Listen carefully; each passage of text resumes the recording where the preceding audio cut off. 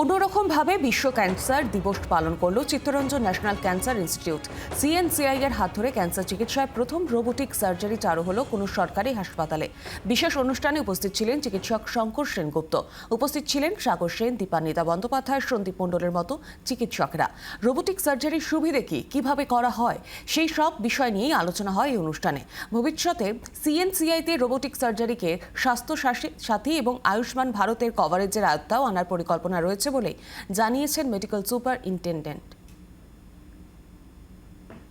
প্রায় 20খানা robotic surgery হয়েছে এবং আমাদের পরিকল্পনা হচ্ছে আপাতত প্রথম 100টা আমরা এসএসআই এর কাছ থেকে ফ্রি অফ কস্টে কিট পাবো বলে আমরা সাধারণ পেশেন্টদের যারা তাদের কোনো খরচা বহন করতে হচ্ছে না, আমরা সেই কেসগুলো করার পরে ওদের সঙ্গে একটা আমাদের কথা বলতে হবে, আমরা নেগোশিয়েট করে একটা প্রাইস ঠিক করব যাতে কিট প্রাইসটা আমরা পেশেন্ট পার্টিকে যে কস্টে আমরা পাবো সেই কস্টেই পেশেন্ট পার্টিকে দেবো।